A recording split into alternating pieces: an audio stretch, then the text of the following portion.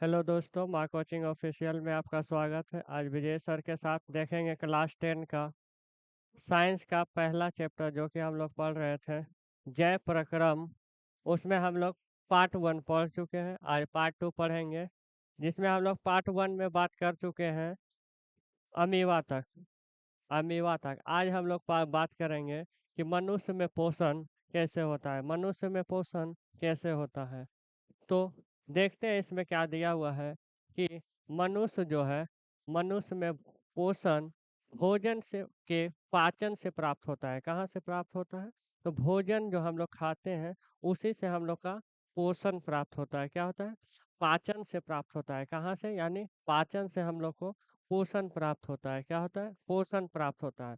मनुष्य में भोजन का पचना मनुष्य में भोजन का पचना आहार नली में होता है। कहाँ होता है? आहार नली में। भोजन का जो पाचन होता है कहाँ होता है मनुष्य में?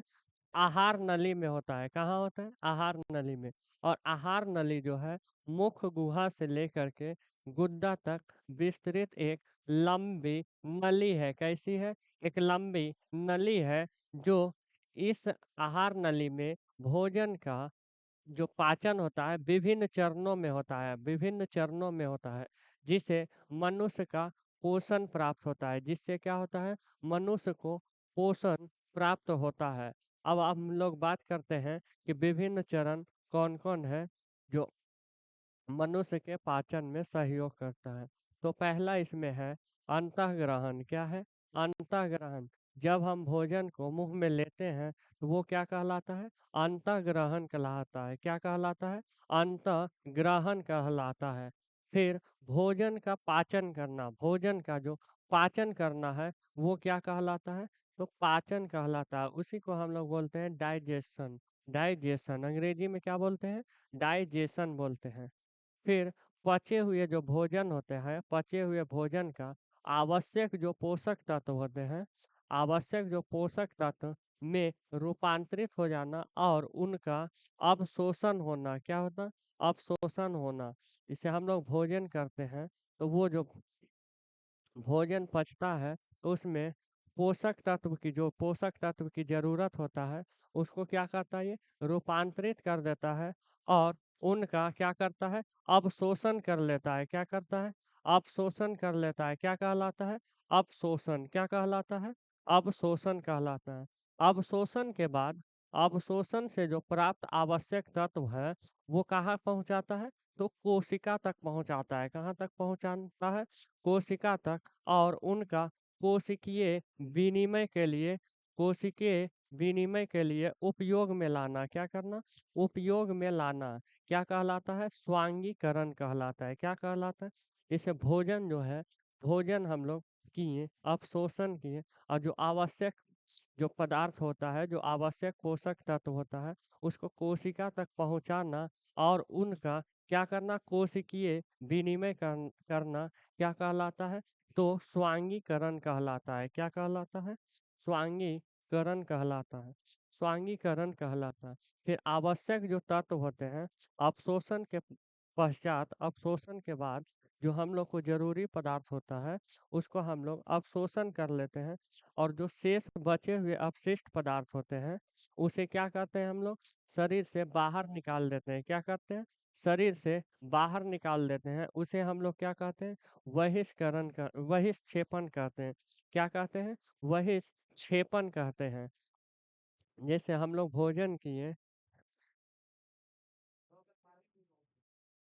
भोजन किए और जो आवश्यक पदार्थ हुआ वो तो हम लोग अवशोषण कर लिया, और जो अपशिष्ट पदार्थ हुआ जिसका हम उपयोग नहीं करते उसको क्या करते हैं? शरीर से बाहर निकाल लेते हैं। वह क्या कहलाता है? बहिष्क्षेपण कहलाता है। क्या कहलाता है? बहिष्क्षेपण कहलाता है। अब आगे देखते हैं हम लोग पाचन। पाचन आखिर है क्या? पाचन क्या है? तो पाचन एक ऐसी भौतिक रासायनिक प्रक्रिया है जिसमें जटिल पदार्थ जो होता है उसको सरल जटिल कार्बनिक यौगिक या जटिल कार्बनिक पदार्थ को क्या करता है? ये सरल पदार्थों में तोड़ देता है। क्या करता है? तोड़ देता है। उसे क्या कहते हैं? पाचन कहते हैं। क्या कहते हैं? पाचन। और पाचन का मुख्य कार्य क्या होता है? भोजन से ऊर्जा प्राप्त करना। क्या करना? ऊर्जा प्राप्त करना। तो पाचन का मुख्य कार्य क्या होता है? भोजन से ऊर्जा प्राप्त करना। भोजन से ऊर्जा प्राप्त करना किसका काम है? ये पाचन का काम है। किसका काम है? पाचन का। और भोजन में जो उपस्थित होता है जल, विटामिन और खनिज लवण का पाचन नहीं होता है। क्यों नहीं होता है? क्योंकि ये पहले से ही छोटे छोटे टुकड़ों में होते हैं। जल जो होता है पहले से ही छोटे छोटे टुकड़ों में होता है। विटामिन जो होता है पहले से ही छोटे छोटे टुकड़ों में होता है, इसलिए इसका पाचन नहीं होता है। अब आते हैं भोजन में उपस्थित कार्बोहाइड्रेट। क्या? कार्बोहाइड्रेट, वसा, प्रोटीन, इन सब का क्या होता है? पाचन होता है। इन सब का क्या? पाचन होता है। आपसे ऑब्जेक्टिव में क्वेश्चन भी आ सकता है कि कार्बोहाइड्रेट, वसा, प्रोटीन और या इनमें से सभी, आपको पूछा जाएगा कि इन सब में पदार्थ में पाचन किसमें नहीं होता है, तो आप क्या बताइएगा? इनमें से सभी, क्योंकि सभी में पाचन होता है। कार्बोहाइड्रेट में होता है, वसा में भी होता है, प्रोटीन में भी होता है। तो इसमें कौन नहीं होता है? तो जल में नहीं होता है, और विटामिन में नहीं होता है, और खनिज में नहीं होता है। अब आते हैं, हम लोग बात करते हैं पाचन तंत्र। किसके बात करते हैं? पाचन तंत्र। आखिर पाचन तंत्र है क्या? तो पाचन तंत्र को पढ़ने से पहले हम लोग इसे दो भाग में बांटे हैं। कितने भागों में बांटे हैं? दो भाग में। पहला इसमें आता है आहार नाल। क्या आता है? आहार नाल किसे कहते हैं? आहार नाल किसे कहते हैं? तो मुख गुहा से प्रारंभ हो करके गुद्दा तक रहता है। यह जो है मुख गुहा से प्रारंभ हो करके यह गुद्दा तक रहता है। और पाचन समय भोजन, जब हम खाना खाते हैं तो खाना जो पचता है उस समय भोजन जो कहाँ रहता है? तो आहार नाल में ही रहता है। कहाँ रहता है? आहार नाल में ही रहता है। और आहार नाल की लंबाई लगभग कितनी होती है? तो 32 फीट होती है। अगर 32 फीट होती है। कितनी होती है? 32 फीट होती है। अब इसमें बात करते हैं कि आहार नाल के भाग। आहार नाल में क्या क्या आता है? तो इसमें पहला आता है मुख गुहा, फिर आता है ग्रासनी, फिर आता है अमाशय, फिर आता है छोटी आंत, इसी को एक और नाम जानते हैं क्षुद्रांत, फिर आता है बड़ी आंत, इसी को बोलते हैं बृहद्रांत। क्या बोलते हैं? बृहद्रांत। और फिर लास्ट में आता है आपका गुद्दा। क्या आता है? गुद्दा। इधर भी बात कर लेते हैं कि आहार नाल जो पाचन होता है, तो पाचन करने के लिए हम लोग को बहुत सारा ग्रंथि का भी जरूरत पड़ता है। इसीलिए हम लोग इसका नाम दे दिए है पाचन ग्रंथि। ये जो ग्रंथियां होते हैं भोजन को पचाने वाले एंजाइम का निर्माण करता है। क्या करता है? भोजन को पचाने के वाला एंजाइम का निर्माण करता है। इसमें पहला है लार ग्रंथि। क्या है? लार ग्रंथि, जो कि आपका मुख में ही पाया जाता है। फिर है यकृत, फिर है जठर ग्रंथि, फिर पित्ताशय, और फिर अग्नाशय। ये सब आपका ग्रंथि है जो भोजन को पचाने में सहायक करता है। क्या करता है? भोजन को पचाने में सहायक करता है। चलिए आते हैं हम लोग आहार नाल में बात करते हैं। यही आपका फिगर है।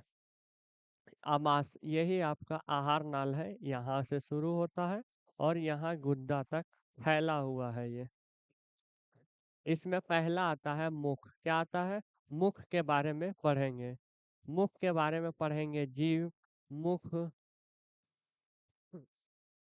इसके बाद हम लोग बात करेंगे ग्रासिका।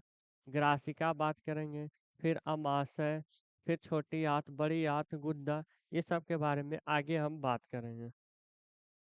चलिए पहले हम बात करते हैं मुख या मुख गुहा। मुख या मुख गुहा। तो मुख जो है, मुंह जो है, आहार नली का मुख द्वार है।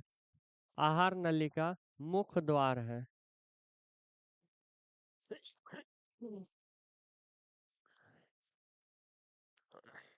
मुख जो है आहार नली का मुख्य द्वार है, जो एक खाली जगह होता है जिसमें एक जीभ होता है, 3 जोड़ा लार ग्रंथि होता है और 32 दांत पाए जाते हैं। कितने पाए जाते हैं? 32 दांत पाए जाते हैं। और भोजन का जो पाचन होता है वो मुंह से ही शुरू हो जाता है। कहाँ शुरू हो जाता है?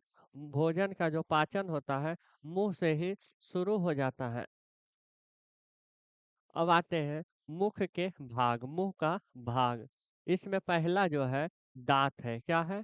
पहले हम दांत के बारे में बात करेंगे। दांत का जो मुख्य कार्य होता है भोजन को चबाने का कार्य है। क्या है? भोजन को चबाने का कार्य करता है।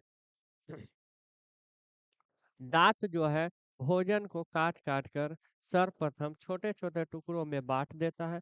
तत्पश्चात उसे पीस कर महीन बना देता है। क्या करता है? महीन बना देता है।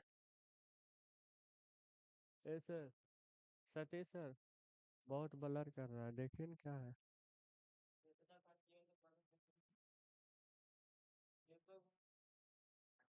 क्या करे? बहुत ब्लर कर रहा है, बहुत ब्लर कर रहा है बार बार, हर सेकेंड।